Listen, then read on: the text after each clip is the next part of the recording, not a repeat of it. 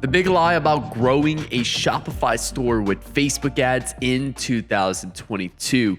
Guys, I have a really exciting video for you guys that I want to dive into today, really discussing about some of the myths that a lot of people have, these false realities people have about growing a Shopify store with Facebook ads.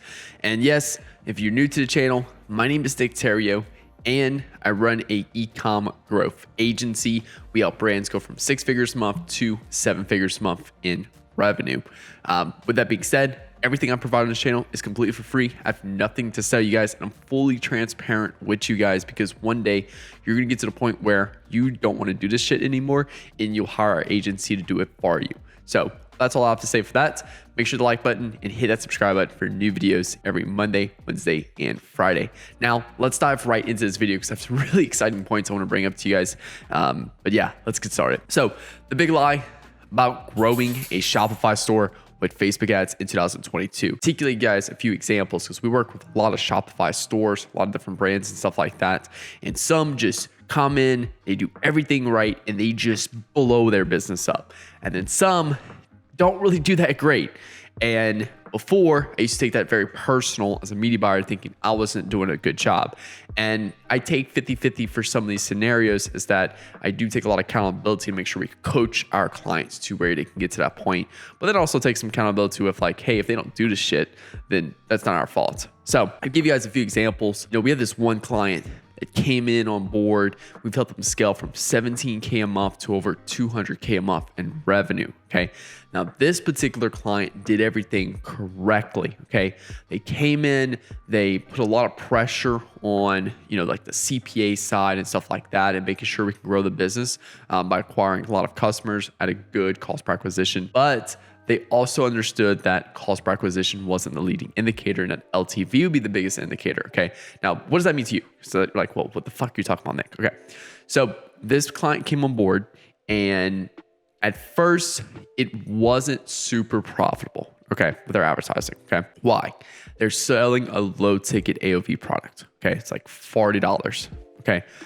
It's extremely difficult to get a 3x ROAS at $40. Usually it's 2x. 2x is a good roundabout for a $40 or lower AOV product. If you have even lower than 30, you're looking at like a 1.5x ROAS. Okay. Now, with that being said, that's not a bad thing. Okay. If you can dial in your LTV, what does that mean? LTV is your customers that you acquire and how many are purchasing other stuff from your business. Okay. So the way you guys look at the business is that, hey, I found a product, put a lot of money behind it on ads, and then I see success with it. Okay. But here's what happens. Here's the actual reality of what happens. You find a product, you put a lot of money into it, and you hit all the early adopters and stuff like that in the market, which gives you like a really high ROAS for a few weeks. And then guess what? Everything starts to tank. And you start to actually see more of an average cost per acquisition / ROAS that you'll see with that product. And you're like, well, hey, I'm only doing like a 1.8 with my store. Reason is that you found a really good product to help out with acquisition side, but you haven't done any work yet on the optimization of the post customer journey. Okay. And this is basically where after the customer is acquired, what else are they buying from your business? How can you increase that profitability from each customer you acquire from the business? Okay. So let me go further into this. So your objective is not to get the best CPS possible, because at some level, there's not much else you can do. Okay. We have an account where we tested hundreds of different creatives, copies, things like that. And, we maintain a pretty good CPA, but it doesn't really fluctuate anymore. It's like, boom, that's it. That's where we accept that. So what we do is, instead of putting more pressure on trying to build this, we put a lot more pressure on squeezing out as much as we can from each customer. Okay. And a lot of people put this off. They start seeing some success with their brand and then just sit back and relax. And then guess what? As soon as the performance starts to dip, they freak out and they fail because they didn't put any priority on increasing the back end of each customer that comes into the business. Okay. So here's some more examples. Okay. Fashion Nova, for example. Fashion Nova, they built out a few different things to increase LTV. Okay.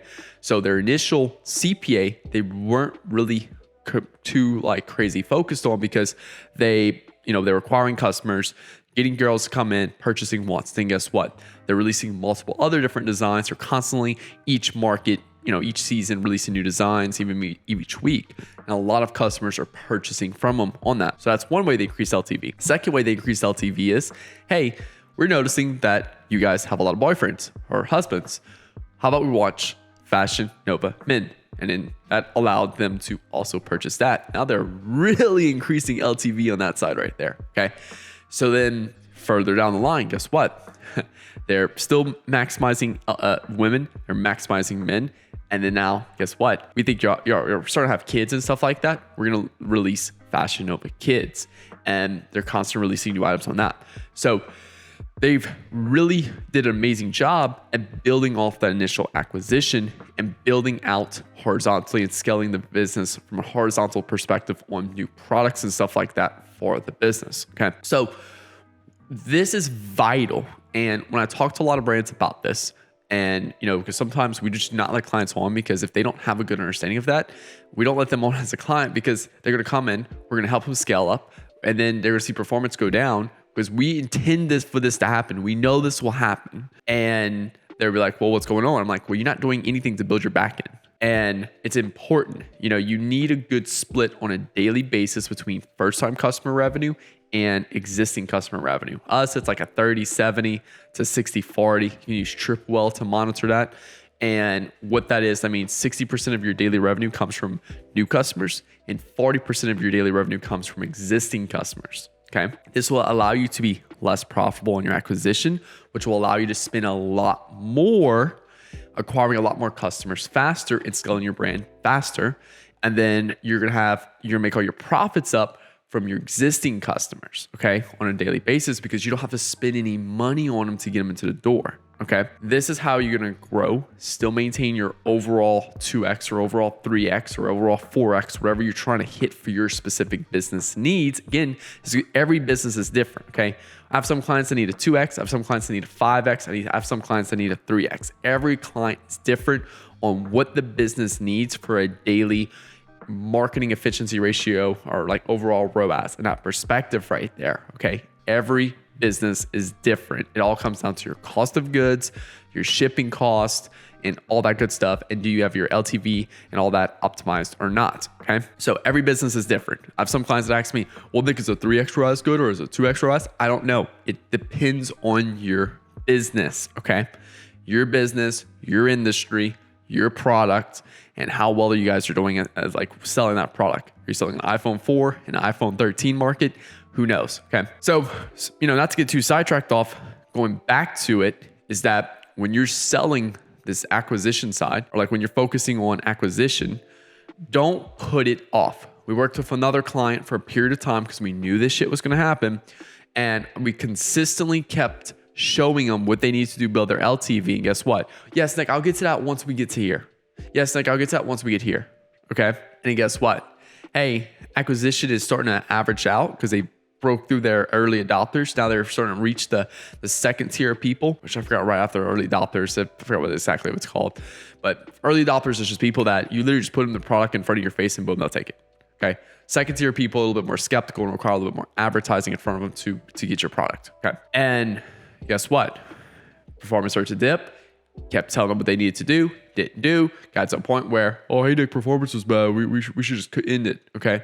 Well, problem is that they weren't looking at the long-term perspective and they were putting things off. And I'm not saying here, I'm not trying to pinpoint and show you guys that, hey, you need to be unprofitable as a business for 6 months before you can scale. What I'm saying here is as soon as you find success with acquisition side and you're starting to get some momentum with your product, immediately focus on the lifetime value optimization. Okay.